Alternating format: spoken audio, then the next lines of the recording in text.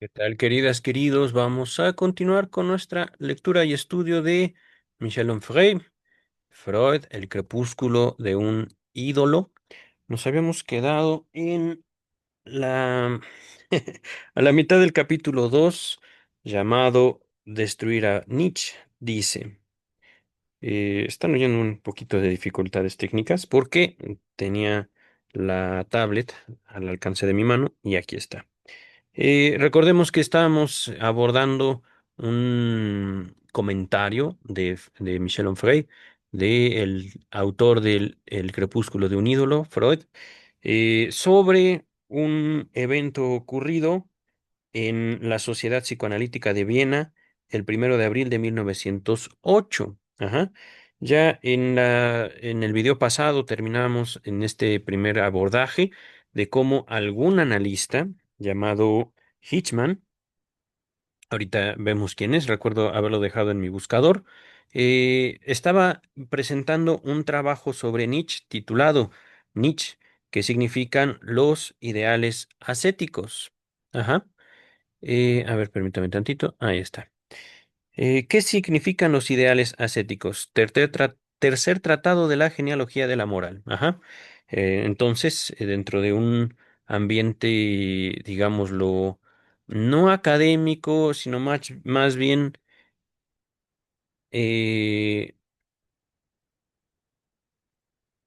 científico, un ambiente que se propone estudiar a un filósofo, Friedrich Nietzsche.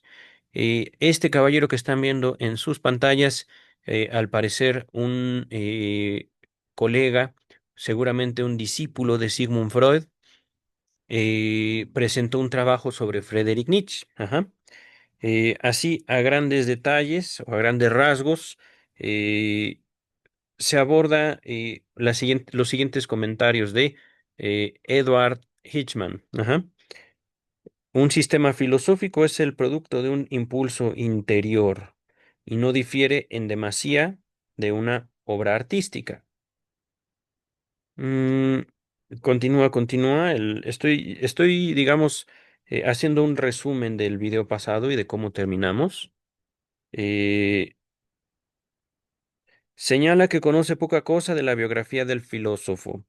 De todos modos, hace notar una infancia sin padre, una educación en un medio de mujeres, muy pronto una inquietud por las cuestiones morales, la afición a la antigüedad en general y a la filología en particular. Filología, no filosofía.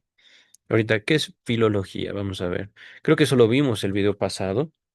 Filología. Sí están viendo mi pantalla, ¿verdad? A ver, a ver. No, miren. Me he equivocado. A ver, filología, Edward Hitchman, ¿vale?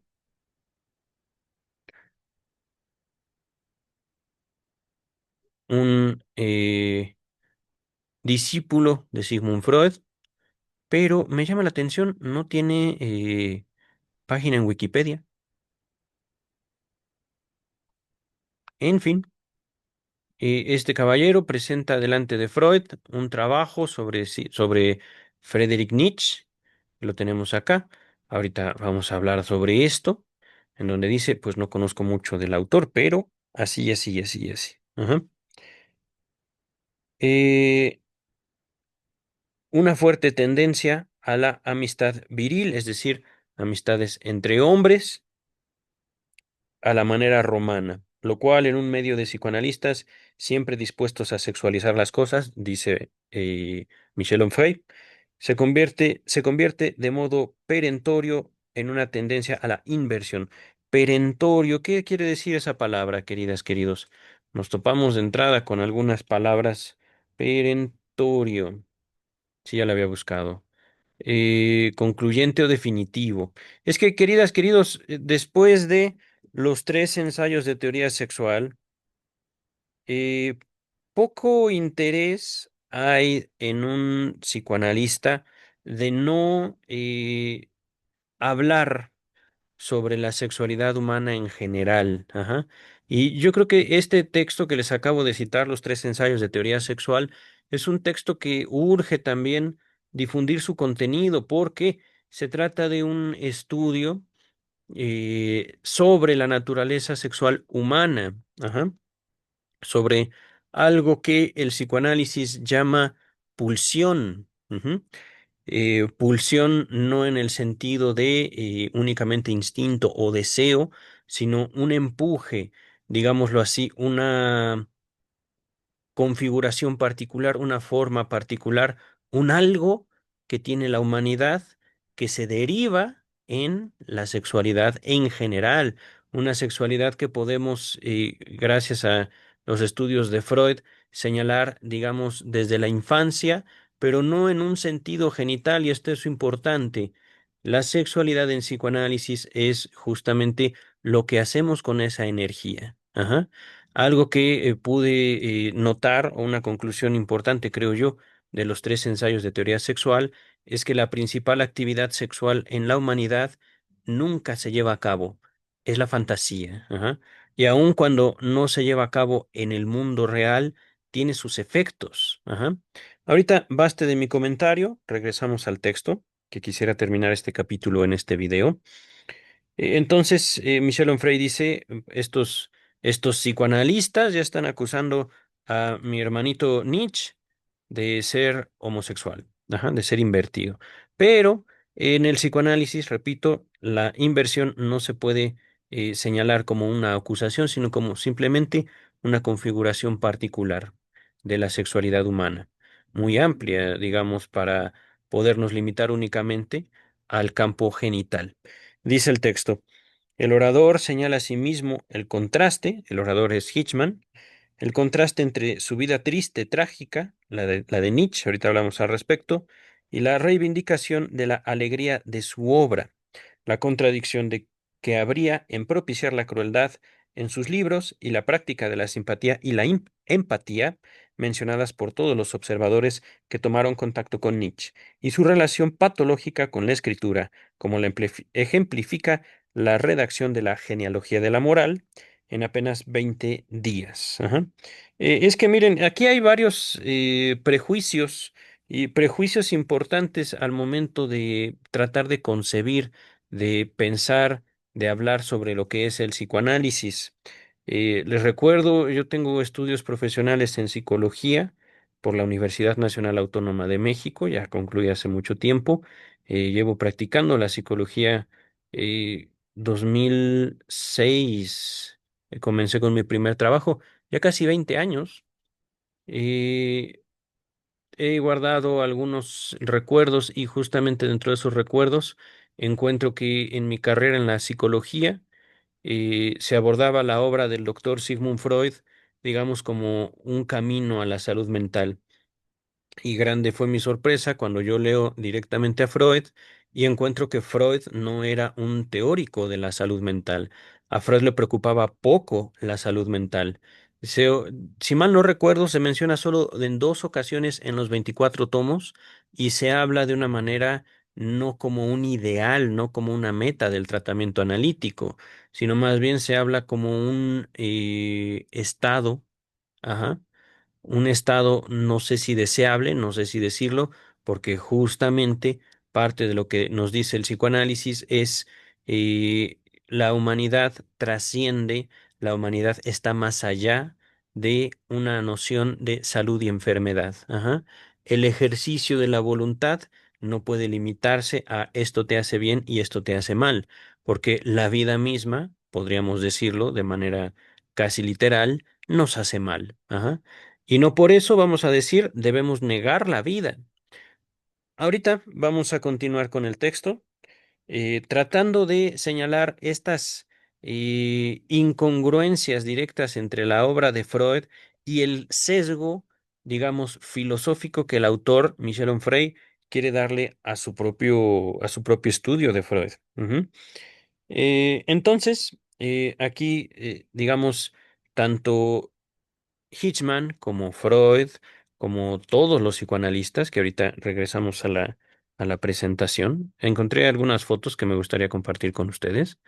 Eh, Ahí está Freud con su esposa, pero eh, se está, digamos, como tachando al movimiento psicoanalítico y particularmente a la figura de Sigmund Freud como antipático, como eh, desinteresado y al mismo tiempo como un tanto moralista, como está mal la inversión sexual, que con inversión en aquellos tiempos se referían específicamente a la homosexualidad, pero no como un acto, y esto es importante, sino como un deseo. Ajá. Eh, Se habla, por ejemplo, de el valor que tendría dentro, al menos del psicoanálisis, el deseo en contraste con la conducta. Ajá. Como el deseo, y justo esto que les hablaba de las fantasías en los tres ensayos de teoría sexual, que como tal no dice la fantasía es la principal actividad humana, no lo dice así, o no lo recuerdo así, sino que a través de el estudio de la sexualidad humana nos podemos dar cuenta cómo dentro de la sexualidad cabe un ámbito no hecho, no fáctico, no real, no objetivo, sino justamente subjetivo, que tiene mucho peso en cuanto a la relación que tiene un sujeto humano consigo mismo.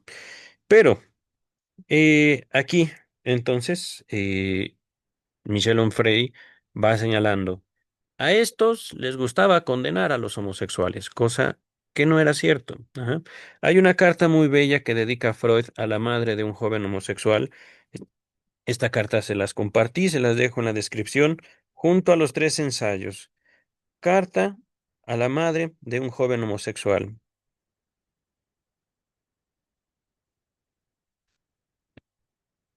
A ver. Ya se cerré mi tablet. A ver, contraseña. Ahí está. Ajá. Eh, Dice el autor. El orador señala entonces asimismo el contraste entre su vida triste, trágica, y la reivindicación de la alegría de su obra. La contradicción, esta es otra palabra, contradicción que habría de propiciar la crueldad en sus libros, es decir, Nietzsche decía, la crueldad sirve, la crueldad, no sé, eso no lo recuerdo en la obra de Nietzsche, pero aquí nos está filtrando el autor, Michel Onfray, a Nietzsche. Ajá. Esto es algo constante, miren ahí, hasta arriba Otto Rank, arriba a la izquierda, le regreso a esa diapositiva.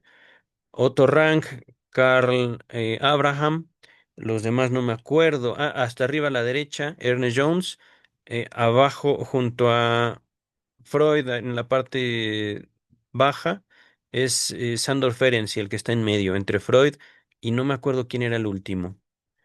Pero bueno, el comité. Eh, Nos señala cómo el psicoanálisis está lleno de contradicciones, el texto, ¿no? Pero justamente tiene mucho que ver el psicoanálisis, las contradicciones y el objeto de estudio del psicoanálisis, que por supuesto aquí hemos de definirlo como lo inconsciente, lo anímico inconsciente. Ajá. Pienso yo que sería un error afirmar que el psicoanálisis estudia la mente humana o la mente en general, sino específicamente lo inconsciente. Por supuesto, aquí podríamos variar en cuanto a la concepción, pero sí es importante ir definiendo que el presente estudio que estamos abordando no es un estudio psicoanalítico, es un estudio filosófico y un estudio que pretende justamente someter el psicoanálisis a la filosofía. Ajá.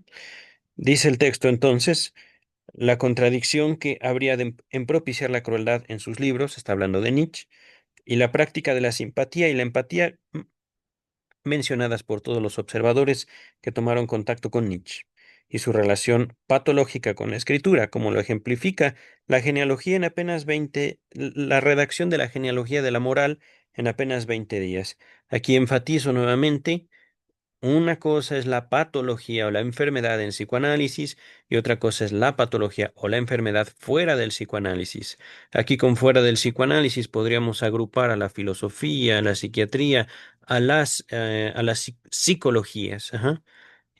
Porque justamente lo que lleva a Freud a salir, digamos, del ámbito médico, de la ética médica, es decir, o sostener la hipótesis de que la enfermedad puede servir a la humanidad. La enfermedad no es necesariamente un mal, sino puede, en algunos casos, en algunas determinadas condiciones humanas ser un valor deseable. Ajá. No solo hablando de la enfermedad mental, sino también de la enfermedad física. Pienso, por ejemplo, en una situación muy común, una situación que ustedes o yo pudimos haber experimentado o incluso usado a lo largo de nuestra vida. Tendríamos un examen al cual no queríamos asistir, simplemente eh, puede ser o fingíamos un dolor de cabeza o realmente teníamos un dolor de cabeza o bien por alguna razón nos enfermábamos. Ajá. Cabeza, estómago, gripe, etcétera, etcétera, etcétera. Aunque esto podría sonar, digámoslo así, aberrante dentro de la ética médica, es una posibilidad humana, totalmente humana. Ujú. Y aquí no es que el doctor Freud haya dicho la medicina está mal, tiene que cambiar la medicina y tiene que prevalecer el psicoanálisis. No, de ninguna manera. Es más bien un qué interesante, quiero saber más. Ajá. Justamente parte de los estudios sobre la histeria, texto no fundacional del psicoanálisis, sino fundamental para comprender el camino del psicoanálisis o de la medicina al psicoanálisis que pasó Sigmund Freud, estudios sobre la histeria, en el cual no solo se dice, ahí tienen estudios sobre la histeria con Breuer, no solo se dice la histérico o los histéricos padecen principalmente de reminiscencias, es decir, de recuerdos, sino cómo puede ser posible, con otras palabras, que estas personas, los histéricos, hombres y mujeres, tienen el cuerpo perfectamente sano, pero manifiestan síntomas reales. Ajá. En este ejemplo que yo les ponía, ay mamá, es que me duele la cabeza, no quiero ir a la escuela, no te quiero decir que tengo examen, pero no voy a ir a la escuela. Puede ser que sí, puede ser que no, haya fingido o realmente haya dolido la cabeza. Ajá. Pero justo se entiende que en psicoanálisis la enfermedad no es sino un recurso del sujeto que puede ser usado para salvarse, digámoslo así, de las demandas del ambiente, o bien un recurso que adquiere autonomía más allá de la voluntad del sujeto, ya estamos hablando de una histeria de conversión, y que el sujeto que gesta estas manifestaciones, estos síntomas, no quiere estos síntomas. Ajá. Una condición que a lo largo de la historia ha pasado de palabra en palabra específica o especial, palabra especializada. Ajá. Conversión histérica, histeria de conversión, fingimiento. ¿Qué más? Ahorita se habla de... ay, se me olvidó.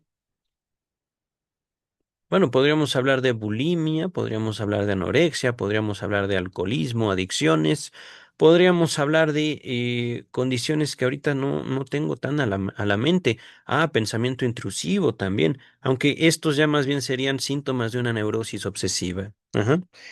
Eh, Todo esto, digámoslo, como no necesariamente en psicoanálisis una enfermedad que tenga que desaparecer, sino como la manifestación de una dinámica psíquica, ciertamente inconsciente, y de una capacidad específica de un ser humano, incluso para modificar su cuerpo, incluso. Ajá. Modificar su cuerpo, alterar las condiciones sociales, detener el mundo, citando a Trino y Mafalda, paren el mundo, me quiero bajar. Ajá. Y todo esto a partir, por ejemplo, de una gripe. Aquí no puedo sino pensar en un anime que me gustó mucho, la razón por la cual contraté con Crunchyroll, Bocchi de Rock, en el cual justamente ella, siendo una persona introvertida, siendo una persona más bien solitaria, entra en un grupo de música y le ofrecen trabajo dentro del grupo para, digamos, atender un local, un establecimiento, y ella dice, no, es que trabajar es mucho, me voy a enfermar. Y entonces se mete a bañar a una tina con agua helada. Ajá.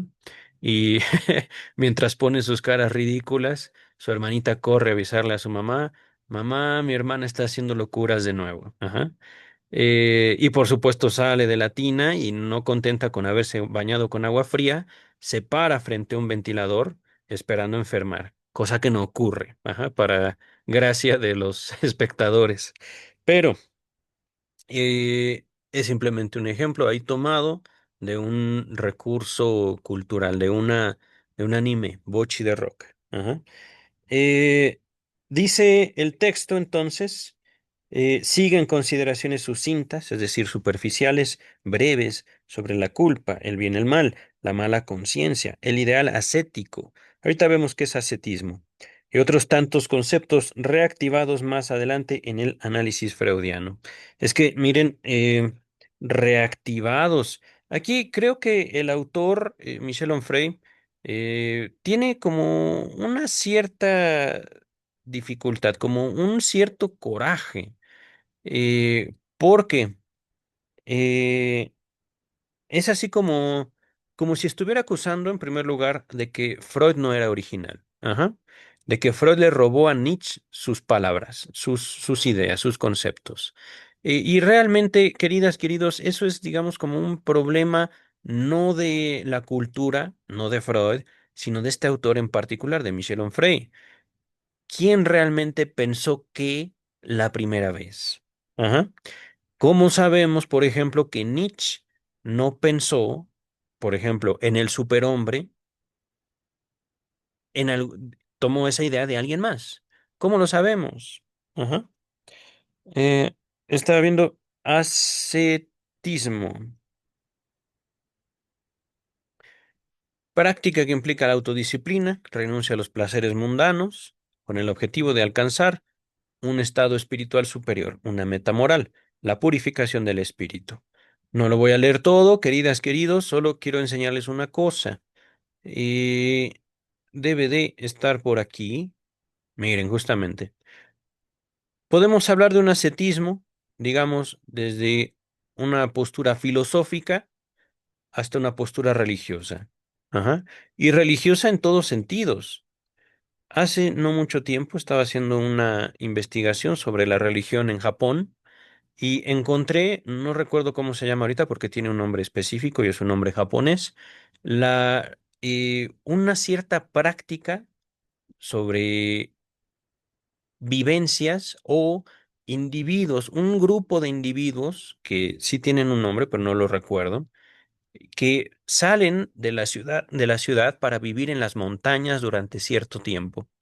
Este tipo, digamos, de separación del individuo con la civilización, ellos dicen, les ayuda a vivir más relajadamente, más naturalmente. Ajá. Y ciertamente, hablando de separatismo, hablando de la búsqueda de una identidad, pues todo comienza justamente con el deseo, con la relación de uno con uno mismo. Y miren, aquí está muy curioso. Se asoma Wikipedia y nos dice, ascetismo es filosofía. Ajá. Mm, Continúa el texto.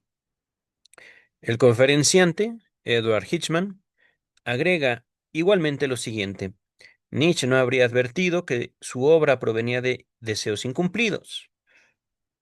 Pregunta, ¿de qué nos sirve eso, queridas y queridos? Y lo digo como psicoanalista. Aquí, ¿de qué sirve señalar que algo proviene de un deseo incumplido? Cuando uno no lo descubre, ese tipo de conocimientos no representan ninguna ganancia. Pero cuando uno realmente descubre que eso que estoy viviendo viene de, digámoslo así, algo que yo mismo gesté, no es tan sencillo librarse de esa clase de responsabilidades. Ajá.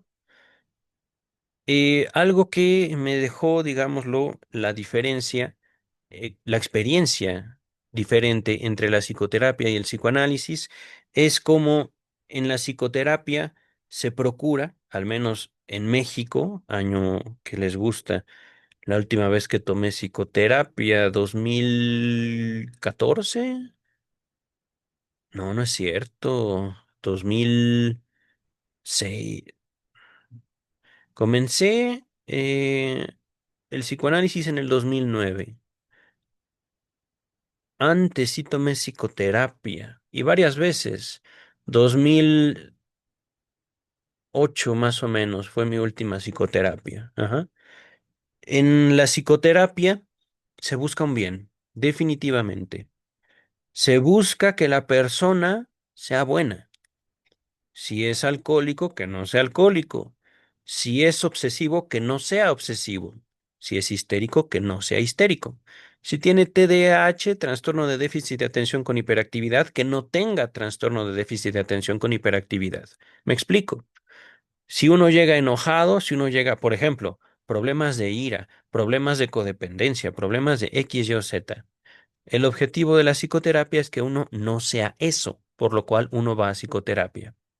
En el psicoanálisis es muy, muy diferente. Uno podría llegar con la misma idea de la psicoterapia. Yo vengo a que usted me cure de mi depresión, por ejemplo. Y el psicoanalista, al menos un psicoanalista conforme, me enseñaron a mí, preguntaría, bueno, dígame, ¿qué es eso que usted llama depresión? Ajá. No, no comenzaría de un entendido. Ah, sí, claro, la depresión la define el manual, bla, bla, bla, bla, bla, y la OMS dice bla, bla, bla, bla, bla, bla, bla, bla, bla, bla. Ajá.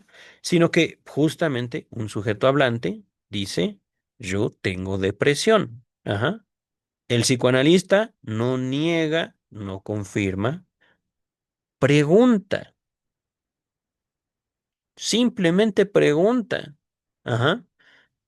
Porque no estamos en un consultorio, no estamos en un análisis hablando con un psiquiatra como analistas, es decir, no estoy yo leyendo un libro que me dice, esto es la depresión, estoy yo frente a una persona. Ajá. Una persona que me va a hablar, una persona que me va a contar, bueno, esto es lo que yo vivo y esto es lo que me dicen que tengo. Y yo creo, y yo pienso, y yo siento, etcétera, etcétera, etcétera. Ajá. Y justo cuando aquí el autor dice, citando a Hitchman, fíjense esto, Onfray hablando de Hitchman, hablando de Nietzsche. Un triángulo amoroso ahí. Nietzsche no habría advertido que su obra provenía de deseos incumplidos. Ah, bueno, felicidades. Felicidades, Hitchman. ¿Y eso qué? Para decirlo de forma más concreta, continúa el texto. Si hubiera tenido una vida sexual normal, ¿qué es eso? Probablemente no habría frecuentado los burdeles y con ello no se hubiera afanado en denostar en el papel las lógicas del ideal ascético. Denostar en el papel, manifestar en sus escritos, vaya. Ajá. Lo que Onfray dice, que Hitchman dice, que Nietzsche dice, es que lo mejor es nunca tocar carne, nunca, pero al mismo tiempo, según dice Onfray, que dijo Hitchman, que dijo Nietzsche, Nietzsche era un usuario de prostitutas, ajá, burdeles. Ujú. Ok, dice el texto. Si bien el filósofo, Nietzsche, no dijo nada acerca de este tema, que lo incumba en concreto, que lo incumbía en concreto, no dejó de hacer saber teóricamente que componía su partitura conceptual con sus fuerzas y sus debilidades, sus deseos y sus instintos, sus carencias y sus desbordes. El conferenciante termina con la, entre comillas, parálisis del filósofo que impide llevar a buen puerto un análisis digno de ese nombre. Aquí con parálisis, queridas, queridos, les soy sincero, me había adelantado un poquito en la lectura. Aquí. Hablamos acerca de la trágica muerte de Friedrich Nietzsche. Ajá. Parálisis. Yo supongo que a esto se refiere el texto. Eh, si bien aquí señalan que la realidad es desconocida, Lo que muchos biógrafos aseguran que ocurrió con Friedrich Nietzsche hacia el final de su vida, alrededor de 1899, es que caminando por determinado lugar, vio que un cochero castigaba a su caballo. Y esto podría sonar inocente, esto podría sonar lógico, pero queridas, queridos, no lo es tanto. Ajá. Ahorita ustedes y yo, al menos yo, no he visto un caballo en décadas. Ciudad de México. Ajá. Podría ser que habría visto yo algún caballo al momento de circular en alguna carretera y eso muy rara vez. O tal vez en un pueblito de esos que conforman, digamos, como los lugares más lejanos del centro de la Ciudad de México. Pero un caballo empujando un coche o arrastrando un coche y alguien azotando un caballo, eso yo es algo que no puedo concebir. Ajá. Se dice que Friedrich Nietzsche, al momento de ver como un cochero que tiene un caballo para arrastrar su coche, castiga a su caballo, no sabemos con qué intensidad, seguramente horrible, un escenario horrible. Nietzsche tiene lo que podríamos considerar, primero, un acto de protección animal. Luego se desmaya y luego entra en lo que aquí podríamos diferir, podríamos encontrarnos. Aquí dice signos de demencia y megalomanía. Voy a salvar al mundo, podríamos decir. Pero, ¿por qué no considerarlo como un episodio depresivo? Parálisis. Fíjense esto. Esto no lo entiendo. No sé qué es un caifás. Fui crucificado por los doctores. Un individuo sensible. Un individuo que realmente no recuerdo si sus textos eran violentos, pero que en su vida no podía tolerar frente a sí un maltrato animal. Ajá.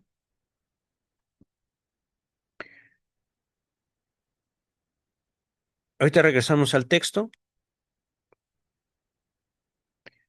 Esta parálisis dice Hitchman, Edward Hitchman, eh, impidió el análisis. Ajá. Pero, y es lo que me llama la atención, ¿cómo que se impidió? ¿Cómo que se frenó? ¿Cómo que se cancela? Impide llevar a buen puerto un análisis digno de ese hombre, de ese nombre, perdón. Dice el texto, la ponencia es seguida por una discusión. Contrariamente a lo que hace suponer una idea difundida, los psicoanalistas no son librepensadores del sexo ni revolucionarios en el terreno de las costumbres. Freud no lo desmiente. La homosexualidad, la inversión, la libido libertaria y hasta la masturbación son temas a cuyo respecto encontramos, con el pretexto del vocabulario de la corporación, un espantoso conformismo burgués. Queridas, queridos, en serio, si ustedes se acercan al psicoanálisis buscando revolucionar el mundo, no lo hagan. Ajá. El psicoanálisis no sirve para esa clase de revoluciones. Por eso, después de muerto Sigmund Freud, devino un freudomarxismo, principalmente en Europa y en Argentina. Ajá. El freudomarxismo no fue invento de Sigmund Freud, fue un invento, una teoría, un dogma, una modificación a mi criterio aberrante del psicoanálisis en el cual se busca una justicia social, es cierto, pero Freud nos interesaba en la justicia. Tiene sus razones. Digo, no es que Freud sea, digamos, un un enemigo de la civilización. Ajá. No buscaba, digámoslo, un progreso. No me acuerdo de qué se me vino a la mente, a la memoria, una. una frase, un parafraseo de Sigmund Freud, que tenemos a Nietzsche, en el cual dice, yo no sé de dónde van a salir esos futuros líderes de la humanidad, porque todo líder que salga de la humanidad, por fuerza, tiene que ser humano. Ajá. Y como seres humanos, pues hacemos cosas, y esas cosas no son del agrado de todos. Eh, entonces, queridas, queridos, psicoanálisis no es revolución social, psicoanálisis no es justicia social, psicoanálisis no es freudomarxismo, psicoanálisis tampoco es feminismo. Psicoanálisis no es, digámoslo así, un aditivo a cualquier dogma filosófico o religioso en el cual nosotros encontremos las razones por las cuales o los métodos para los cuales podamos cambiar al mundo. Ajá. No se trata de eso el psicoanálisis. Y de hecho, justo mi línea de investigación, psicoanálisis del Estado, no es para procurar un mejor Estado, es para saber primero si ese estado es posible y qué relación guarda el estado con lo anímico inconsciente. Les dejo en la descripción mi propio libro, porque si me dedico a compartir libros de otros, también mi propio libro, ya lo he leído aquí en este espacio, Sexualidad infantil y crimen, psicoanálisis del Estado, volumen uno. Dice el texto. ¿Dónde está? ¿Dónde está? Aquí está. Repito, un espantoso conformismo burgués. Y aquí justamente el autor se hace notar como, si no freudo-marxista, al menos sí marxista. Ajá. Eh, no recuerdo que Freud haya mencionado esa separación entre proletario y burgués, ajá, o proletario y capitalista. Ajá. No, es que no servía para sus objetivos. Dice el texto, para uno, Nietzsche es un sujeto viciado. Juicio expeditivo muy útil para despachar de inmediato al filósofo y su filosofía, con el fin de concentrarse en el caso patológico, es decir, y aquí no lo dice, el autor lo habla como patológico en el sentido, digamos, de salud mental, pero patológico en psicoanálisis es neurótico. Ajá. Y neurosis justamente nos habla de individuos destacables, de individuos que no necesariamente deben de estar ni encerrados ni medicados, sino, por un lado, acompañados, por otro lado, escuchados, tal vez no comprendidos, pero más dueños de sí mismos, eso sí. Dice el texto, se diagnostica una histeria y asunto arreglado, sin prueba alguna. La asamblea habla de su motivación homosexual. Para otro, Nietzsche no puede ser un filósofo, a lo sumo un moralista del talante de los maestros franceses, como la Rochefoucauld y Chamfort, perdón. Disculpen mi francés. Y creo que los habíamos visto estos nombres. Permítanme un segundo. Vamos a buscarlos. Aquí está. El primero, la Rochefoucauld.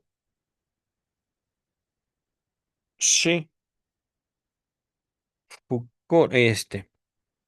He aquí el primero. Francisco de la... No sé cómo se pronuncia. Creo que Wikipedia nos puede leer su nombre.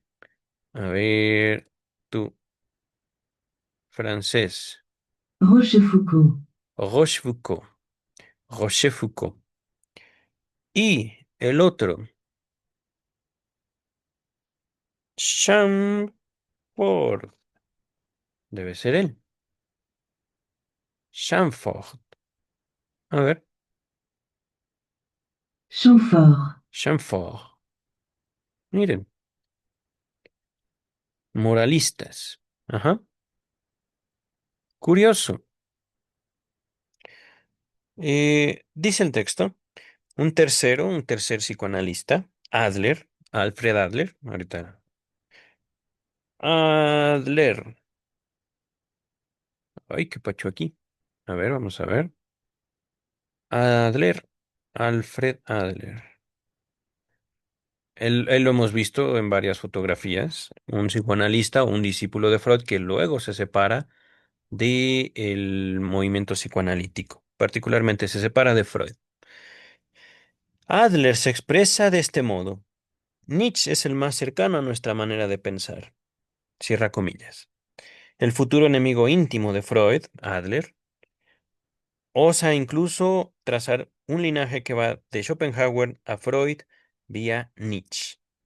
A su entender, mucho antes de la técnica psicoanalítica, que el autor no la ha definido, este último, Nietzsche, descubrió lo que el paciente comprende con los progresos de la terapia. Y agrega que el autor de la genealogía de la moral, Friedrich Nietzsche, entendió el lazo de causalidad entre la inhibición de la libido y las producciones de la civilización. Arte, religión, moral, cultura. Todavía estamos lejos de la aparición de el malestar en la cultura, que les dejo en la descripción, y el porvenir de una ilusión, que también encontrarán en la descripción.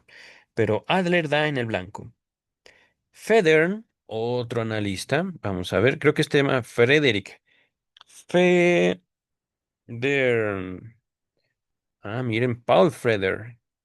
Paul Federn. Lo hemos visto ahorita en algunas fotos. A ver, alemán. Federn, Federn.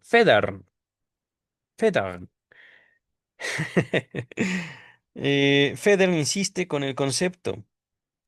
Abre comillas. Nietzsche está tan cerca de nuestras ideas que ya no nos queda sino preguntarnos qué se le escapó. Luego, crimen de lesa majestad cometido en presencia de Freud, continúa Federn, mm, anticipó por intuición algunas ideas de Freud. Fue el primero en descubrir la importancia de la abreacción, la represión, la huida en la enfermedad, de las pulsiones sexuales normales y sádicas. Cierra comillas. Dice el autor, poca cosa. Resulta que al menos una vez se dijeron esas cosas, incluso en presencia del maestro, siempre silencioso. Viciado para unos, precursor de Freud para otros, era menester escoger, salvo que una cosa no excluya a la otra, pero entonces también habría que decirlo. Freud toma la palabra. Explica que ha renunciado al estudio de la filosofía a causa de la antipatía. Así dice, que le genera su carácter abstracto. Puntos suspensivos. Quien haya leído los trabajos de metapsicología o más allá del principio de placer que encontrarán en la descripción de este video, concluirá con razón que el muerto psicoanalítico se ríe del degollado filosófico. Es decir, el autor, Michel Onfray, está diciendo, si quieren hablar de abstracciones, hablar de cosas abstractas, lean los textos de metapsicología. Se los dejo en la descripción, en serio. Léanlos, coméntenme. eh, Esto es muy abstracto. Ajá. Mm, Aquí me gustaría incluso buscar, ¿qué quiere decir abstracto? Porque yo podría tener una idea que no es física, se puede percibir con los sentidos. No lo sé. Describe el arte que se enfoca en formas y colores por sí mismos, sin intentar representar objetos del mundo real. Entiendo que no está definido. Ajá. Algo como abstracto. Ah, miren, algo vago, impreciso, que sea considerado con independencia de un sujeto o cosa. Mm, Aquí yo les quiero invitar mucho, queridas, queridos. Busquen, que creo que fue de hecho uno de los primeros videos de este canal. La razón por la cual comencé yo a compartir textos, perdón. Eh, lo inconsciente. Léanlo, ustedes solitos. Ajá. Y luego léanlo conmigo. Ajá. El texto de Lo inconsciente por Sigmund Freud en 1914. Hay una cosa, digamos, muy importante también en psicoanálisis y que esto va directamente a la práctica clínica. Cuando nosotros, digamos, podemos hablar sobre entendidos, incluso. dentro del ambiente psicoanalítico, hablar con estas palabrejas que citamos antes, no que represión, no que abreacción, no que complejo de Edipo, etcétera, etcétera, etcétera. Ajá. Ponernos técnicos puede ayudarnos en determinados momentos a decir cosas sin decir las cosas o decirlas mucho más rápidamente. Ajá. Es a mi juicio, a mi criterio, a mi experiencia, una operación más bien de resumen, la abstracción. Ajá. Para decir una cosa rápido, uso una palabra, represión. ¡Pum! Ajá. Como psicoanalistas podemos pensar en represión así, así, así, así, así. Ajá. Pero eso en la clínica no opera. Eso en un análisis queda completamente ajeno a la realidad de una persona que no conocemos. Ajá. Lo más seguro es que en un análisis ocurra una situación como la siguiente. Una persona llega a hablar y la otra persona, un analista, una persona que se ha analizado a él o ella misma, va a ser capaz de hacer una observación. ¿Qué quiere decir con esto? No le entiendo. Ajá. Al principio de este video les puse el ejemplo. Bueno, es que yo vengo porque usted me va a quitar mi depresión. Ahí el analista podría preguntar o incluso podría bromear. ¿Y quién le dijo que yo quito esas cosas? Ajá, por ejemplo. A ver, dígame qué es depresión para que yo se la quite y por qué usted tiene depresión, dónde la adquirió, cuánto le costó. ¿Me la podría dar ahorita? Aquí en mi mano. Por ejemplo, ¿no? Eh, Hablando de los elementos del psicoanálisis, pueden ser infinitos, completamente infinitos. Ajá. El punto, en este ejemplo de la depresión, es dar cuenta como una persona, no el analista, una persona ya trae constructos, ya trae ideas, ideas de las que no necesariamente tiene que saber, ideas que alguien le dijo, conceptos que alguien le dijo. Un psicoanálisis como tal no es un adoctrinamiento, ni en el psicoanálisis mismo, ni en la vida. No es un tratamiento moral. No es un vente porque yo te voy a decir lo que tienes que hacer, decir y pensar. Ajá. Eso desgasta la misma figura humana, no la del analista, la humanidad en general. ¿Qué clase de ineptos tendríamos que ser para ir con una persona para que nos diga qué tenemos que hacer, decir y pensar? Y supongamos que tiene éxito aquella persona, entonces vamos a estar molestándolo todo el día, toda la noche, porque no sabemos qué hacer para obtener determinado fin. Ajá. Pero todo esto parece que el autor del texto no lo toma en cuenta. Para él simplemente los psicoanalistas son un conjunto de individuos que dicen a los demás lo que tienen que hacer, decir y pensar. Ajá.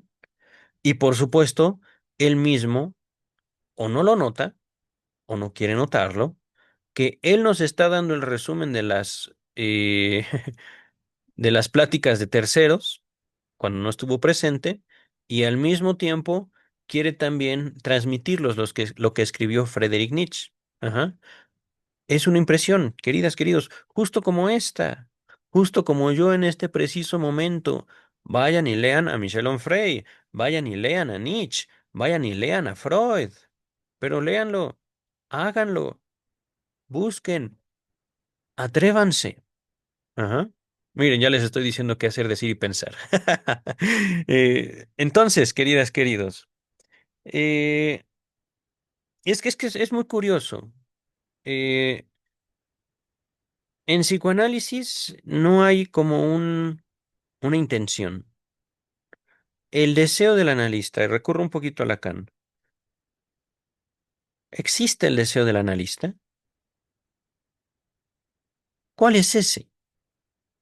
Miren, esto es lo más cercano que ahorita me he hecho al psicoanálisis. Ahorita. No les voy a citar a Lacan porque la verdad no recuerdo haber leído ese texto, pero me viene a la mente ahorita. Lacan habla de un deseo de un analista. ¿Cuál es ese deseo? Analizar. ¿Y eso qué quiere decir? Descubrir a quién, cómo, cuándo, dónde, por qué, qué necesidad tengo yo como individuo de analizar. ¿Qué gano yo con analizar? ¿Dinero? Bueno, puedo ganar dinero de muchas otras formas, tal vez más fáciles, tal vez más productivas. Y hablando del texto, el mismo título del texto nos da la idea. El crepúsculo de un ídolo. No Nietzsche, Freud. ¿Qué problema tiene el autor con que una persona haga de Sigmund Freud a su ídolo? Por un lado. Por otro lado, ¿cuál sería la diferencia entre un ídolo y una persona que uno estima? Por su obra, por su pensamiento, por lo que obtuvo de él o de ella. Ajá. Me hace pensar el autor que el ídolo es una persona, digámoslo así, o una figura ajena a la realidad. Y por lo tanto, si yo hago de Freud mi ídolo, yo sería un estúpido, por ejemplo. Pero, queridas, queridos, no les digo, hagan de Freud su ídolo, sino, ¿por qué no? Sean ustedes tranquilos y felices con sus ídolos. De todos modos, la gente no los va a aceptar, a ustedes y a sus ídolos. Aquí me meto un poquito en la historia de la religión, porque eh, un ídolo no puede sino heredar esa carga emocional de las figuras paternas y maternas, papá y mamá, tal vez nuestros primeros y tal vez nuestros únicos ídolos. Ajá. Y en algún momento, justo, llegamos a verlos más allá de lo que nuestro deseo les imprimía, a ellos, a papá y a mamá. Ajá. ¿Es posible vivir sin ídolos? Pienso yo. Pienso yo que sí. ¿O qué tal un narcisismo? ¿Qué tal hacer de nosotros mismos nuestros ídolos? Pienso yo que es posible, aunque no sé qué tan deseable sea vivir sin ídolos, porque al fin y al cabo, un ídolo es un ideal, y un ideal es una forma del deseo, es un yo quiero ser como él o como ella. ¿Por qué no?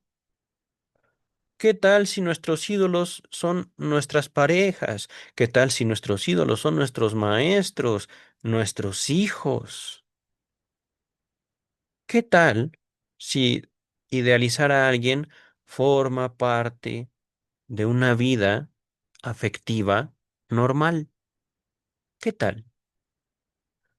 Aquí hemos de vernos apelando a la contradicción que el autor condena. Ajá. Sí y no. Hagamos de la idealización algo natural, algo normal. No condenemos la formación de afectos hacia otras personas. No digamos, es que la idealizas, lo idealizas y eres ahora codependiente de esa persona. Bueno, sí, pero eso es problema de ella o de él, de esa persona que idealiza como una de sus configuraciones afectivas. ¿Qué problema tenemos de que otra persona quiera a otra persona? Ah, ¿verdad? ¿Qué tal una envidia de Michel Onfray hacia este caballero que están viendo en sus pantallas? Idealícenme a mí, por ejemplo. Dice el texto. Freud confiesa ante la asamblea que ignora a Nietzsche, entre comillas, palabras de Freud. Sus tentaciones ocasionales de leerlo fueron sofocadas por un exceso de interés. Así, tentaciones se sofocan por tanto interés. Ajá. Informa el redactor de las reuniones de los miércoles, actas de la Sociedad Psicoanalítica de Viena. Nuevo sofisma freudiano. No prestar interés por exceso de interés. Se oye estúpido, se oye contradictorio, pero es lo inconsciente, querido Michel Onfray. Les recomendé, lean Lo inconsciente, texto de Sigmund Freud, es un texto chiquitito, no creo que tenga más de 20 páginas. Pero en ese texto, Freud concentra básicamente todo lo que tenía que decir sobre lo inconsciente, el objeto de estudio de su vida. Ajá. Y una de las características de lo inconsciente es que no tiene contradicciones. Ajá. Esto, por supuesto, en un ámbito público, en un ámbito de salud mental, no tiene sentido. Ajá. Pero en un ámbito analítico, dinamiza. Ahorita, por ejemplo, el mismo texto de Michel Onfray dice, los psicoanalistas están acusando a Nietzsche de homosexual. Bueno, era y no era. ¿Y eso de qué me sirve a mí? Por cuando yo lo que quiero es curarlo, ¿no? Pues no, en el psicoanálisis no hay cura de lo inconsciente. El inconsciente se dinamiza, el inconsciente no se cura. Hablando, por ejemplo, de complejo de Edipo. No se trata de cancelar las manifestaciones del complejo de Edipo, porque entre otras cosas, eso es imposible. Es como tratar de tapar al sol con un dedo, es como tratar de detener el mar con la palma de las manos.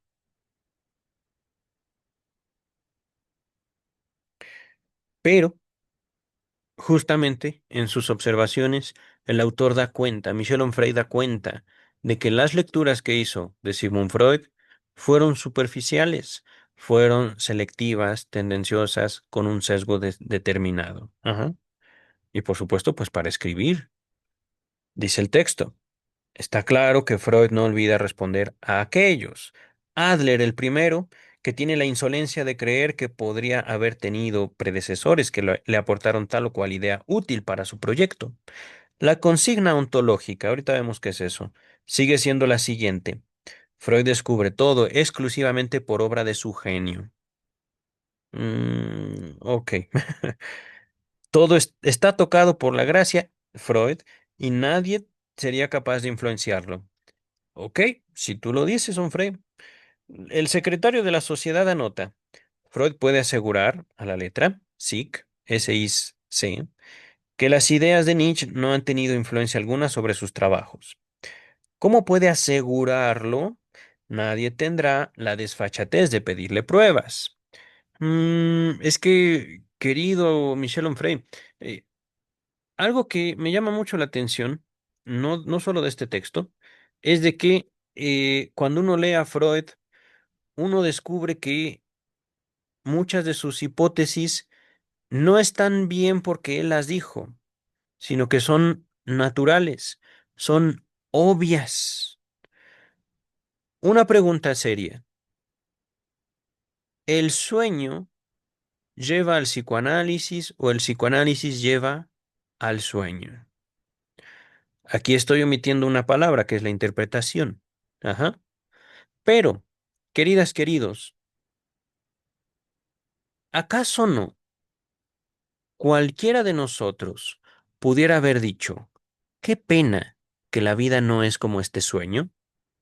Qué pena, qué tristeza que mis deseos no se cumplan. Qué pena que tuve que despertar, porque mi sueño era dulcísimo, mi sueño era hermoso. Ajá. Estas frases la podríamos haber dicho ustedes y yo sin Freud. Lo que Freud alcanzó fue hacer de esa diferencia entre la realidad y el sueño un primer paso para la conformación de una ciencia específica, particular.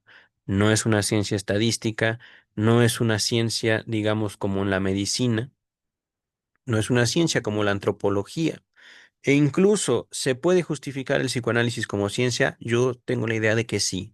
Me voy a dar a la tarea de hacerlo, pero eh, sí es necesario abstraer, quitar al psicoanálisis de la influencia de la medicina y de la filosofía y también de la religión, queridas y queridos. Esto porque cada una de estas disciplinas, cada una de estas ciencias o manifestaciones culturales tiene su lugar específico en la cultura. Psicoanálisis no es salud mental, psicoanálisis no es, digamos, un método de manipulación para que la gente haga lo que nosotros queremos, nosotros como psicoanalistas. Psicoanálisis no es, digamos, como un método de perfeccionamiento moral. El psicoanálisis no dice esto es bueno, esto es malo. Ajá. Y ese es justamente, si el psicoanálisis no es todo aquello, ¿qué es entonces? Si el psicoanálisis no se hizo para señalar ni el bien ni el mal, entonces ¿para qué se hizo? Dice el texto, es el turno de Otto Rank. Ahorita se los muestro en pantalla. Otro psicoanalista famoso. Delira sobre la pulsión sadomasoquista reprimida en el filósofo. Estamos hablando de Nietzsche, ¿vale? A ver, está ahí otro rank. Creo que no. A ver, un segundito. No alcanzo a ver. Otro rank. No, no lo veo.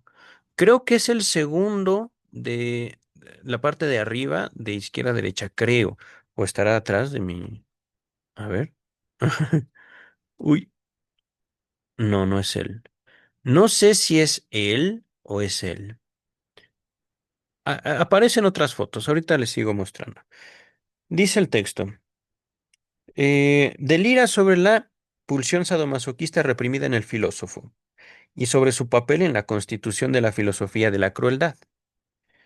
Por su parte, Stickel, si mal no recuerdo es Wilhelm Stickel, ingeniero de la mujer frígida, otro concepto, mujer frígida entre comillas, despliega una tesis que debería desencadenar una carcajada interminable, pero que, dado que la seriedad es la virtud mejor repartida en los cenáculos psicoanalíticos, se abre paso en la mente de los oyentes. Es decir, lo que va a decir Stickel, de acuerdo a Michel Onfray, es ridículo, pero los psicoanalistas, sí, dice sin decirlo, los psicoanalistas son una bola de crédulos, son una bola de fantasiosos que solo lo que hacen es decir tonterías, bla, bla, bla, bla, bla. Ajá. Mm, este hombre, en efecto, entre comillas, tiende a haber una suerte de confesión en el hecho de que Nietzsche aconseje las glándulas de su lúpulo, las glándulas del lúpulo y el alcanfor. No entiendo eso. De hecho, esto es algo que había buscado. Ahorita les muestro. A ver, vamos a compartir ahora acá. Glándulas de lúpulo. Esto lo había buscado ya. No lo entendí la primera vez que leí. Componentes de la cerveza. Ajá. Y alcanfor. Alcan, alcanfor.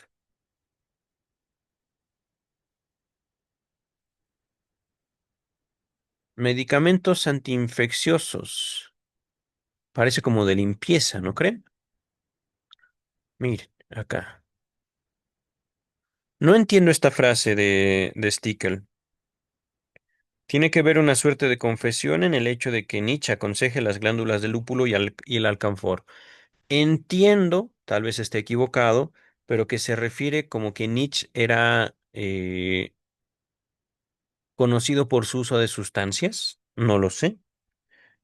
Dice el texto, ¿dónde? Nadie sabe. ¿En qué circunstancias? Tampoco se sabe. Y el lector de Nietzsche no emitirá juicio sobre el diagnóstico de Stickel, por no haber encontrado en la obra completa de Nietzsche, de aquel, una sola mención sobre, perdón, de esas glándulas de lúpulo. Bueno, queridas, queridos, no entiendo yo la frase de Stickel. Vamos a avanzar así porque, vamos a dejarlo así porque, eh, a ver, vamos a ver. Me pregunto si Google nos podrá glándulas de lú- lúpulo y alcanfor.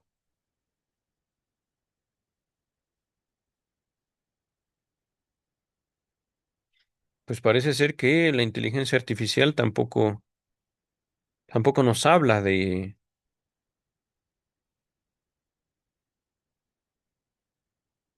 No, pues al parecer no hay una relación específica.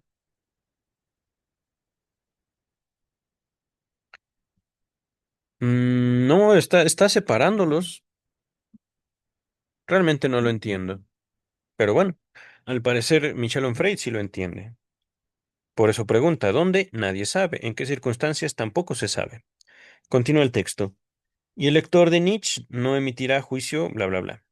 Como la Asamblea parece no haber hecho casi ningún progreso en la resolución del caso Nietzsche, le dedica una nueva sesión el 28 de octubre del mismo año. En el menú, la aparición de Ecce Homo, un texto de Nietzsche.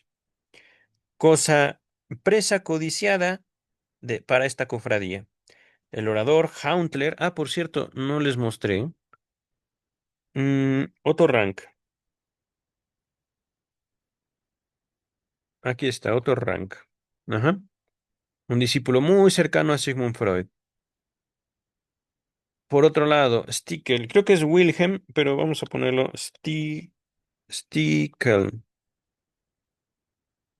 Ay, ¿dónde está? A ver, ¿dónde? No, es con una E.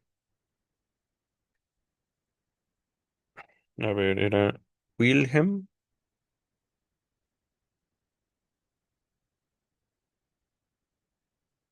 No, no aparece. Psicoanálisis. Es él. Wilhelm Stickel.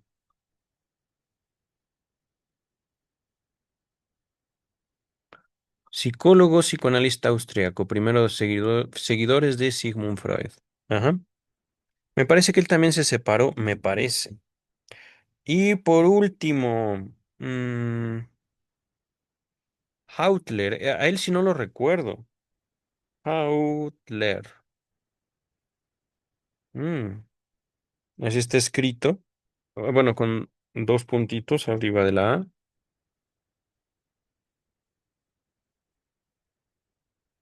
No sé cómo escribir esos dos puntitos. Ahí está. Nope, nope. Lo he escrito bien, pero al parecer no aparece, no se encuentra en Wikipedia. A ver,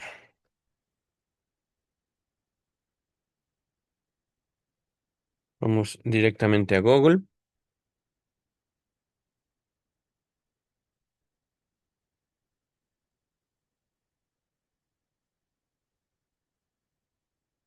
Margaret, Margaret Hautler. Podría ser referencia a Margaret Hautler. Aquí no dice si es hombre o mujer. El orador es entonces hombre. No. Bueno, aparece este apellido, lo he escrito bien, pero no sabemos exactamente de quién se está refiriendo Michel Onfray. Vamos a avanzar. Hautler, el orador, propone esta tesis. El libro, Ecce Homo, es un autorretrato soñado. Podríamos agregar pleonasmo. ¿Qué es eso? Pleonasmo. Ah, Empleo en la oración de uno más vocablos innecesarios para que tengan sentido completo, pero con los cuales se añade expresividad a lo dicho, como en fuga irrevocable huye la hora. Exceso o redundancia de palabras. Pleonasmo. Ok. Mm, a ver. Para halagar al maestro defensor de la tesis de la ausencia de curación por el beneficio producido por la enfermedad, Hautler agrega que Nietzsche no quiere curarse porque sabe que su dolencia es la causa de su reflexión. Sigue una discusión pasmosa. En ella efectivamente se descubre, en la más pura lógica de la alucinación colectiva, un ejemplo de sofistería, no sé qué es eso, que confirma a Freud en su renegación de toda contaminación con el pensamiento de Nietzsche. Sofistería, a ver, a ver, a ver. Sofistería. Mm, raciocinio sofístico o falaz. Argumento falso o engañoso que parece verdadero. Ok, bueno, lo que digas, Michelle.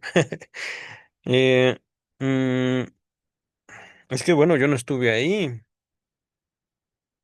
Y es que, queridas, queridos, en serio, pareciera que es Michel Onfray el que no quiere que disfrutemos de algo que él no aprueba.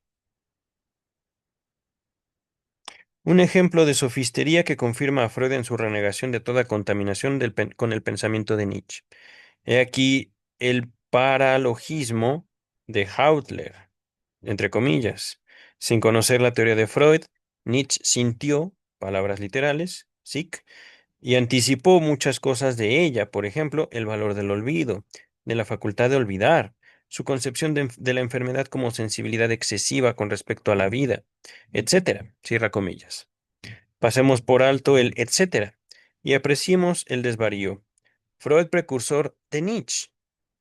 ¿En serio? Mm, es que no estoy seguro que lo que quería decir Hautler es que Freud fue antes que Nietzsche. Mm, ¿no pudieron haber pensado similar, simplemente? Similar, no idéntico. Eso es imposible. Dice el texto, puesto que, a pesar de las fechas y en virtud de un efecto de inversión espectacular, Freud resulta ser un predecesor de Nietzsche. No conocer a Freud, pero sentir muchas de sus cosas suponía una hazaña intelectual. En efecto, si Nietzsche hubiera leído a Freud antes de hundirse en la locura, habría tenido entre sus manos dos o tres artículos sobre las gónadas de las anguilas, artículos reales escritos por Freud antes del psicoanálisis, las neuronas del cangrejo o el sistema nervioso de los peces. Nada que hiciera posible una teoría del olvido, por ejemplo, sin hablar del etcétera. Toda la lógica elemental, aquí casi tenemos pues a un Freud pre-nietzscheano, cuando el sentido común lleva simplemente a la conclusión de un Freud nietzscheano. ¿Cómo te explico, querido? ¿Podríamos sostener a Freud sin Nietzsche? Yo creo que sí, porque es una cuestión de la interpretación de los sueños. Es una cuestión de qué estoy haciendo con lo que veo, no con lo que dijo alguien más. Ajá. Que ese es, digamos, como lo que el autor no puede, eh, no es capaz al momento, eh, cimentar. Parecería, y esto es como algo muy curioso, que lo que Michel Onfray dice que Freud dice son palabras y nada más. Voy a ponerlo así. Parecería que eh, el sentido, el significado de esas palabras no importa en absoluto. ¿Qué es el pensamiento entonces, querido Michel Onfray?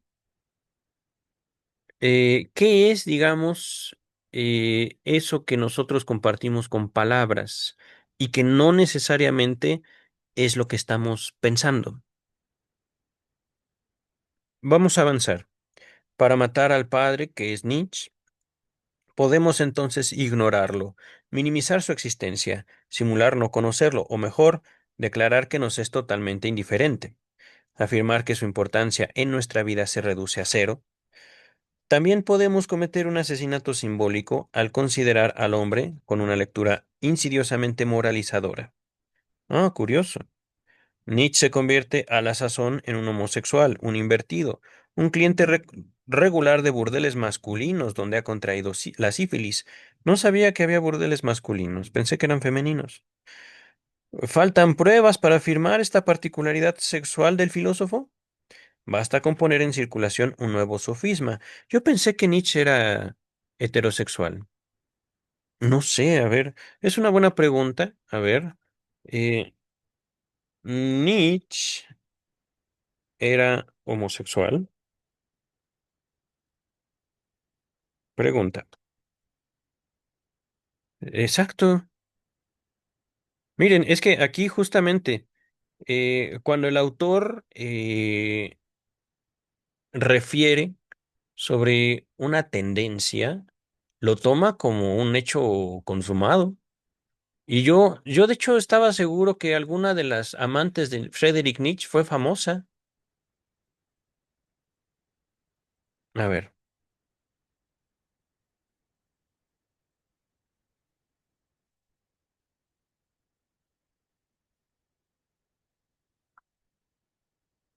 no hay evidencia concluyente de que Nietzsche fuera homosexual. Ajá.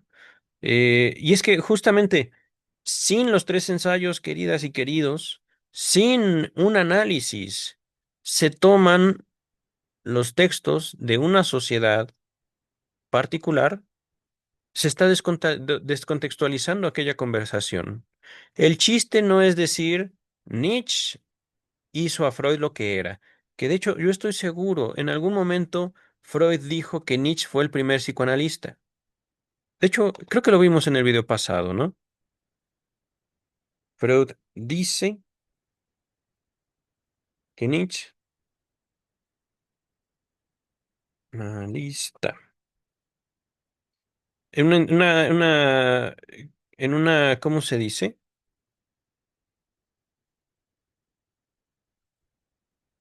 En una entrevista, no me acuerdo con quién,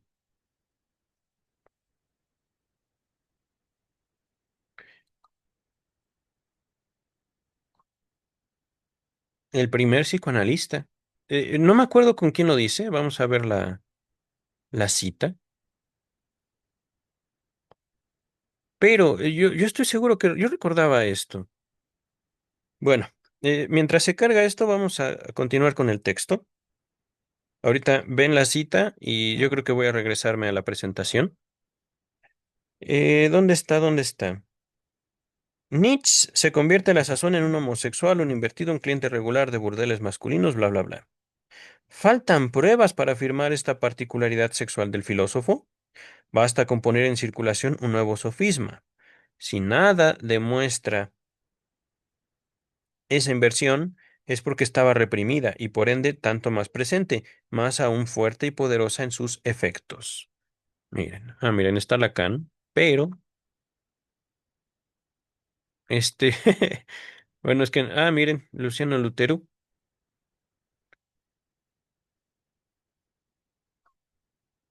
No recuerdo. Creo que esta carta fue de Freud a la hermana de Nietzsche, que sí les había mencionado en la primera parte. Freud tiene intercambio de cartas con la hermana de Friedrich Nietzsche. Ajá. Bueno, vamos ahorita a continuar, queridas, queridos. Se queda pendiente en dónde Freud dijo esto. Una carta. Bueno, es que Freud escribió miles de cartas y no nos dice mucho cuando dice una carta. Ajá. Eh,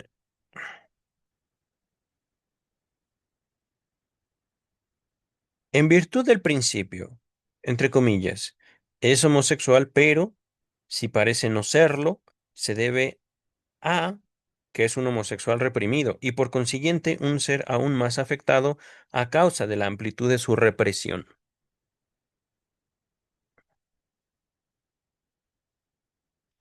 A ver, ¿cómo hablar de este principio analítico?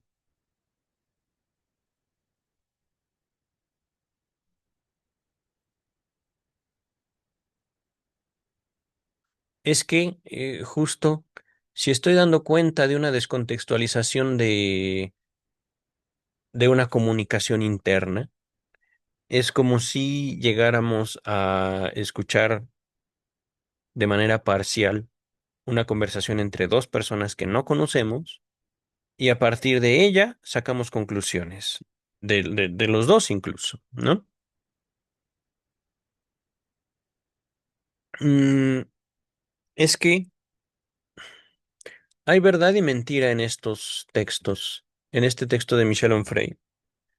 Eh, Se habla, digamos, de un peso de la represión. Eso es correcto. Pero no es un peso solo de Nietzsche, es un peso universal. Ajá. El hecho de que yo sea algo quiere decir por fuerza que no soy otra cosa. ¿Pude haber deseado esa otra cosa? Tal vez sí, tal vez no. No lo sabemos. Hasta que esa otra cosa que yo no fui se devela en mí como un deseo. Y eso puede no ocurrir en un análisis. Puede que eso no sea verdad. Puede que eso sea una hipótesis. Puede que eso simplemente no exista, no sea. Pero el autor, repito, descontextualiza una conversación dentro de una sociedad de especialistas y la condena. Ajá. Dice el texto, todo el mundo está condenado a este régimen dialéctico. Nadie se libera. Conclusión, entre comillas, es indudable, a la letra, cierta anomalía sexual, informa el secretario. Las pruebas, premisa mayor. Ecce homo testimonia un evidente narcisismo, premisa menor. Ahora bien, el narcisismo constituye un notorio signo de homosexualidad. Conclusión, Nietzsche es homosexual.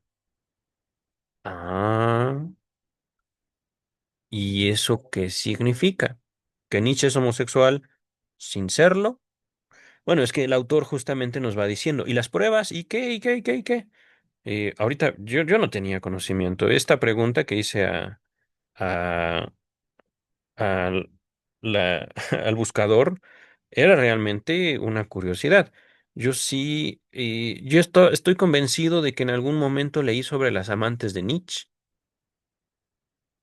pero eh, aquí justamente lo que el texto de Michel Onfray no contiene es la noción, la idea sobre la pulsión y lo inconsciente. Ajá. No hay deseos, hay ser, hay conducta, hay algo que no es. Ajá. Pero bueno, dice el texto. Estamos a 2 páginas, poquito menos. Y la homosexualidad es una perversión. Nietzsche perverso. Nietzsche que paga a hombres en un tugurio en el cual contrae el treponema. Nietzsche invertido. Nietzsche afectado de una anomalía sexual. Nietzsche paralítico. Nietzsche histérico. Nietzsche que reprime en sí a las mujeres. Nietzsche narcisista. ¿Cómo podría un monstruo semejante influir siquiera un poco en Freud? Ah, interpretación de los sueños. El sueño como cumplimiento de deseo. ¿Cuál era, hablando de monstruos, cuál era el deseo cumplido en el sueño de la inyección de Irma? Voy a decirlo así. Freud propone una hipótesis a través de la cual fundamenta su técnica y su teoría. El sueño como cumplimiento de deseo, capítulo 3 de la interpretación de los sueños. Ajá.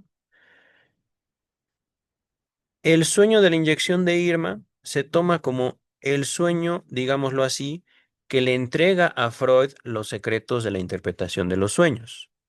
Ajá. Digámoslo así, de manera mítica, de manera idólatra. Ajá. Eh, y al mismo tiempo, el deseo que se cumple en el sueño de la inyección de Irma, lo voy a poner con otras palabras. Freud no usa estas palabras.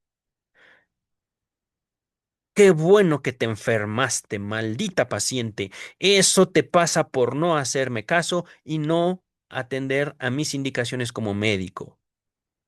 Qué bueno que te enfermaste. Ajá. ¿Dónde está el monstruo ahora? Y por supuesto, Freud no lo dice de esa manera, yo lo estoy exagerando. Pero el sueño de la inyección de Irma es un sueño de venganza. La interpretación de los sueños, que también podemos entender como el fruto del autoanálisis de Freud, nos muestra cómo, no solo en Sigmund Freud, sino en cada uno de nosotros, los sueños tienen una función, una utilidad, darnos algo que queremos de una u otra manera. A veces lo queremos de manera directa, a veces lo queremos, pero no queremos aceptar que lo queremos. Y es entonces cuando nos despertamos, sueños de angustia. Y digamos, ahorita hablando nada más de ese sueño, porque también podemos identificar en el mismo Sigmund Freud, un hombre que tuvo no sé cuántos hijos, ahorita les muestro. En alguna de estas fotos aparecen sus hijos, bueno, su esposa, ajá, ahí está de jovencito. Estos son los padres y los hermanos de Freud, su hija, ajá, su perrito, eh, su madre, sus hijos, hijas, hijos. En esta familia, este caballero al fondo a la derecha, Sigmund Freud, tenía también una inclinación homosexual, pero esa inclinación lo hacía homosexual, pues no. En la Desde la interpretación de los sueños, pasando por tres ensayos de teoría sexual, se habla de una amalgama que conforma la vida sexual humana. Una amalgama que conforma dos deseos no necesariamente genitales. Deseos de ver, estar con alguien, no en el sentido físico, sino simplemente compartir el cuarto, ni siquiera tocar, simplemente, lo voy a decir así, escuchar que papá llegó a la casa, saber que mamá está en la cocina, saber que mamá está en su habitación, saber que papá puede jugar con nosotros, quiero jugar contigo, papá. ¿A qué jugamos? Al fútbol. Ok, vámonos a la cancha, vámonos al parque.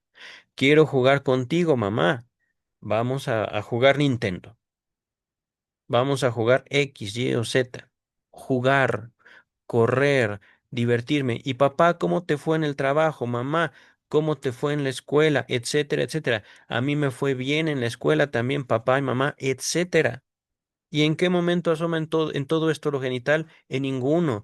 Y todo esto puede hacer de la vida de un padre, madre, hijo, hija, una vida digna de ser vivida, una vida emocionante, una vida divertida, una vida llena de significado.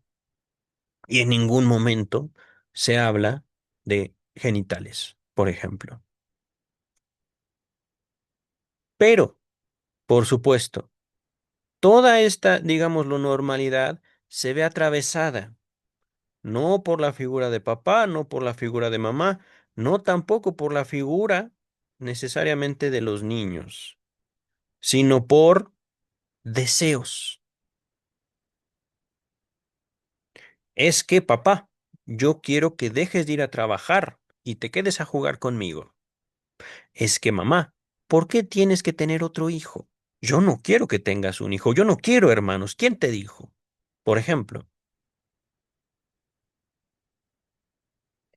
el narcisismo, hablando como el deseo que nace del sujeto para el mundo en general, atraviesa justamente esa relación y, enfatizo, no es que el narcisismo sea malo por sí solo, es que el narcisismo le va a causar dolor principalmente al narcisista. Y ya, el narcisismo mismo puede llevarnos a crecer emocionalmente, socialmente. ¿Por qué? Porque sabemos que papá y mamá no van a hacer lo que nosotros queramos cuando nosotros queramos.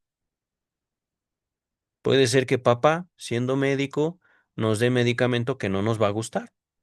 Puede ser que mamá, obedeciendo a papá o tal vez por iniciativa propia, diga, vas a hacer esto, vas a hacer aquello. Yo no te voy a permitir hacer eso. No te voy a permitir ser esto otro. Por ejemplo. Y ahí, justamente, en medio de todo eso, tenemos la vida de infantes que, aunque no nos guste, tienen un cuerpo independiente y un cuerpo del cual ellos mismos son responsables. Ahí es justamente donde se va integrando en la responsabilidad individual. Él, la relación del sujeto con su genital. Ujú.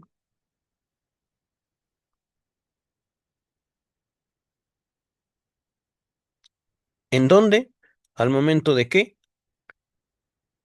papá y mamá ya no tienen la necesidad de llevar a los hijos a hacer del baño, ya no tienen la necesidad de bañarlos ellos mismos.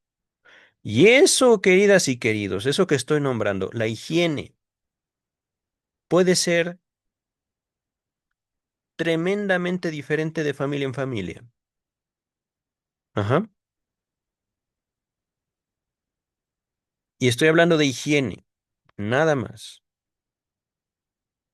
Dice el texto, a ver, vamos a dejar que la presentación avance. Eh, incauda venerum, venenum, incauda venenum. No sé por qué aquí usa latín. Vamos a ver, ahorita vemos qué significa. Freud concluye su asesinato con una especie de gesto amable. Sea como fuere, Nietzsche había llevado la introspección a un grado pocas veces o nunca alcanzado, al menos al que nadie llegó. Freud leyó a Agustín, a Montaigne, o, si no a estos, a Rousseau. Creo que sí menciona que leyó a Rousseau, Juan Jacobo Rousseau, Jean Jacob Rousseau. Habría quien crea que el bello gesto podría salvar un tanto la situación. No contemos con ello. En efecto, Freud decreta que, pese a este aspecto favorable, los logros de Nietzsche no son particulares, individuales, certezas que no valen sino para él. En otras palabras, nada interesante. En cambio, él, Freud, ha descubierto verdades universales. El 21 y 22 de septiembre de 1911, 2 años después de lo narrado, se celebra en Weimar el Congreso de Psicoanalistas. Dos de ellos, Hans Sachs y Ernest Jones, visitan a la hermana de Nietzsche. El peregrinaje a casa de Elizabeth Forster Nietzsche no se hará sin el consentimiento de Freud, que por su parte no se desplazará hasta la villa. Aquí tenemos, pues, a dos apóstoles del freudismo en su visita a una de las más grandes falsarias de todos los tiempos. Falsarias. En efecto, esta mujer hizo todo lo posible para arrojar a su hermano en brazos del nacionalsocialismo a fuerza de fraudes, mentiras y maldades, entre ellas la publicación de La voluntad de poder. Ese libro no lo recuerdo. Al parecer fue un libro apócrifo o falso que se publica bajo el nombre de Nietzsche, pero no era de él. Una falsificación, dice el texto, en debida forma destinada a constituir la leyenda de un Nietzsche antisemita, belicista, nacionalista prusiano, pangermanista, celebrador de la crueldad, la brutalidad y la falta de piedad. Un retrato de su hermana. Tal es, pues, la mujer a cuyos pies se ponen los freudianos que le llevan mirra e incienso, con la bendición de Freud. Ernest Jones es el portavoz del Congreso. Reconoce las proximidades intelectuales de Freud y Nietzsche. ¿Habrá llegado la hora de la reconciliación? ¿Habrá solucionado Freud por fin el problema de ese padre filosófico admitiendo su paternidad? En el momento de la presentación del cuerpo sagrado del psicoanalista a la hermana del filósofo que hizo posible ese extraño parto, Freud conoce a Lou Andrea Salomé, en Weimar. Lu Andrea Salomé, el objeto fantásmico del filósofo, la autora del primer verdadero libro que demuestra el carácter autobiográfico y existencial de la obra del pensador de Nietzsche, pero también la enemiga jurada de Elizabeth, de la hermana, que le profesa un odio mortal por numerosas razones, entre ellas, en parte, la ascendencia judía de esta luterana libertina, culpable de arrastrar a su hermano a la pendiente fantasmática, perdón, de sus malas costumbres. Hans Sachs y Ernest Jones aseguran que entre Nietzsche y Freud hay un parentesco intelectual. Este reconocimiento de un hombre que tanto ha hecho para afirmar lo contrario está preñado de sentido. Se ignora qué piensa Freud de esta iniciativa, si la ha promovido, tolerado, qué sabe, y eventualmente qué espera de ella. ¿Cuáles son sus verdaderas razones, sus móviles estratégicos o tácticos? Pues no cabe imaginar que una confesión semejante no esté motivada por una expectativa lo bastante grande para justificar algo que podría emparentarse en él con un gesto de vasallaje intelectual. Enigma. Elizabeth Forster, histérica notoria, antisemita en grado sumo, malvada mujer y mala persona, ok, debió observar con curiosidad este homenaje rendido en su propia casa por representantes de una disciplina judía capaz de significar para ella la cumbre de la corrupción moral e intelectual. Freud, por su parte, consideraba problemática la sobrerepresentación judía en el psicoanálisis, eso es cierto, y anhelaba con Jung, Carl Gustav Jung, encontrar avales arios, es decir, representantes que no sean judíos. Son sus palabras para esta nueva disciplina destinada a expandirse por el planeta entero. Ah, miren, ahí está Jung, al centro está Freud, aquí está Carl Gustav Jung, el delfín del psicoanálisis que resultó el Judas del psicoanálisis. Avanzamos. Mm, aquí está. Esperaba encontrar con Jung avales arios, con sus palabras, de Freud, para esta nueva disciplina destinada a expandirse por el planeta entero. La visita a la hermana de Nietzsche se inscribía en ese marco, nadie lo sabe. Hacia el final de su vida, por fin mundialmente reconocido, Freud escribe una carta a Arnold Zweig el 11 de mayo de 1934. Miren, palabras de Freud. Durante mi juventud, Nietzsche representaba para mí una nobleza que no estaba a mi alcance. Uno de mis amigos, el doctor Panet, fue a conocerlo en la Engadina y solía escribirme una multitud de cosas a su respecto. Cierra comillas, continúa Michel Onfray. ¿Qué abarca esa multitud de cosas? Probablemente lo que ocupaba a Nietzsche en ese momento. La transvaloración de los valores, no entiendo eso, pero voy a continuar. El cuerpo identificado con la gran razón. El ello, un concepto fundamental en la segunda tópica freudiana. Ok, ahorita. Como instancia determinante de lo consciente, la naturaleza imperiosa de la voluntad de poder, la crítica moral de la la crítica de la moral judio-cristiana dominante, su papel en la producción del malestar contemporáneo y la miseria sexual. Como no sean las tesis de la genealogía de la moral sobre la culpa, la falta, la mala conciencia y otras que reaparecen apenas modificadas en los análisis freudianos. Ah, en serio. Es que miren, es como decir, y si yo hablo de un inconsciente, eso me hace psicoanalista. Pues no. Esto también lo he notado y por favor léanlo. Alejandro Jodorowsky habla de un inconsciente no freudiano. Ajá. Por nombrar a un autor mundialmente reconocido y con una tendencia terapéutica. Ajá.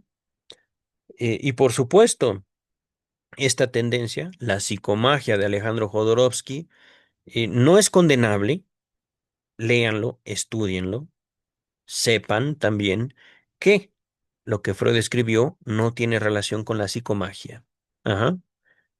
Eh, Puede ser que la psicomagia tenga relación con lo que escribió Freud, pero Freud no hizo el psicoanálisis, entre otras cosas, ¿cómo decirlo? Buscando mejorar a la humanidad.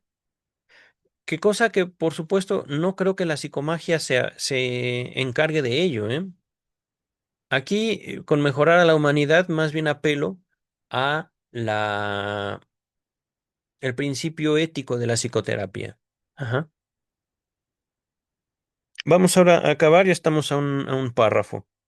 El mismo Arnold Zweig confiesa a Freud su deseo de escribir una obra sobre el derrumbe de Nietzsche. Adjunta un primer borrador a ese pedido epistolar y pide como respuesta una invitación a abandonar el proyecto. Perdón, y recibe como respuesta una invitación a abandonar el proyecto. Con referencia a esta historia, Ernest Jones informa que Freud aconsejó a Zweig renunciar, entre comillas, aunque admitía no saber con precisión por qué razones. Mm, ok, pero tú se las vas a asignar, ¿verdad, querido Onfray? Podemos imaginar que la famosa nobleza nietzscheana que en su juventud le parecía inalcanzable recuerda la psicología del zorro en la fábula de La Fontaine, que, al no poder llegar hasta las uvas, se aparta de ellas con el pretexto de que están demasiado verdes. Nietzsche encarna un ideal del yo demasiado elevado para un discípulo incapaz de ponerse a su altura y que, debido a ello, quema lo que adora. La hipótesis me resulta tentadora. Fin del segundo capítulo, queridas, queridos. Eh, el próximo miércoles vamos a comenzar el capítulo número 3, el freudismo, un nietzscheanismo. Ok, al parecer no va a abandonar, digamos, ¿cómo decirlo? Su tema, como queriendo señalar a Freud de ladrón intelectual. Pero, queridas, queridos, ay, ¿cómo les explico? Las ideas no tienen copyright, al menos, es que, queridas, en serio, si sí, si no, si sí lo leyó, si no lo leyó, Freud es Freud, Nietzsche es Nietzsche, y los dos tienen su lugar en la historia. De hecho, ahorita me dan ganas de leer a Nietzsche. No lo haré en cámara, no lo haré compartiendo mi lectura, pero sí quisiera yo, ¿cómo decirlo? Pues la libertad también de decir, ¿por qué no? Yo pensé esto otro. Nietzsche pudo haber dicho algo, pero Nietzsche no vivió con Charcot, no practicó la hipnosis. Nietzsche no se sometió a una consulta histérica. Nietzsche no buscó indagar sobre, digámoslo, la naturaleza de la sexualidad humana. Nietzsche, y, y aquí ya me pongo un poco más atrevido, no comparó las obsesiones con las histerias y tampoco se halló a sí mismo siendo histérico, Nietzsche. Ajá. Aún así, Nietzsche tiene su valor, su peso en la historia y es hermoso. A él sí puedo decir, lo he leído, tal vez no sus obras completas, pero es hermosa la filosofía de Nietzsche. ¿Qué les puedo decir, queridas, queridos? Léanlo todo y por supuesto cuestiónenlo todo. Cuestiónenme a mí, que al fin y al cabo yo solo soy un sujeto. Yo no tengo, digámoslo, toda la verdad freudiana. Soy un estudioso, sí, pero Freud es Freud, Nietzsche es Nietzsche, yo soy yo. Ajá. Y por supuesto, ustedes son ustedes. Cada uno dignos, dignas de ser respetado en nuestras individualidades, en nuestras tal vez genialidades o errores. Pero, queridas, queridos, nos vemos el próximo viernes. Vida y obra de Sigmund Freud por Ernest Jones. Ya estamos avanzados. Yo creo que terminamos ese texto antes de finalizar el año 2025. No lo sé, antes o después, pero ya estamos prontos a terminarlo. Bye, queridas, queridos.